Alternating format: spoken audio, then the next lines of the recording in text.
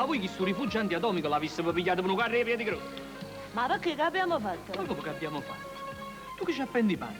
I bambini che si giocano alla guerra, le immaginette della Madonna, ha scritto i maratoni, eh? Scusate, architetto, se fossimo io questa scritta non la toccherei. Voi credete nella Svizzera, noi col vostro gentile permesso crediamo nella protezione di Maradona. E io voglio vendere i rifugi antiatomici a questa gente, ma ditemi voi come posso fare? Questi credono in Maradona. Anche Gesù, architetto, anche Gesù. Ho capito. E se capisci? All'inizio nessuno ci credeva. Poi cominciò a fare i primi miracoli e naturalmente tutti cantavano appresso perché era Gesù. Oh.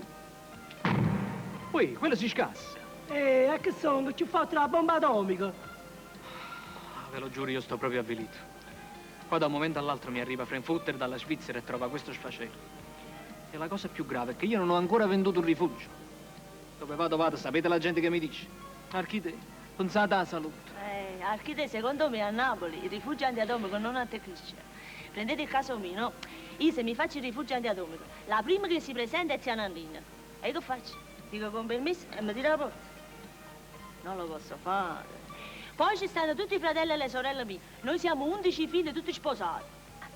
L'ultimo a arrivare sarebbe mio fratello Peppino, che è abitante a San Giorgio. E che fa? Chi lo trova la porta del rifugio chiuso e non ha volta intera a botte calcio. No. O se lo fanno tutti o non se lo fa nessuno, perché noi, se dobbiamo morire, vogliamo morire tutti quanti assieme. È così. Ho capito. Qua non c'è niente da fare. Devo tornare per forza a Milano. Architetto, sentite a me, affidatevi alla protezione di Maradona. Vedrete, quello prima o poi vi fa vendere pure qualche rifugio antiatomico e per l'occasione permettete di dedicarvi questo pensiero poetico. Mettitevela là. San Gennaro, non ti crucciare, tu lo sai, ti voglio bene. Ma una finta Maradona squaglio sangue rinde bene. E che sta?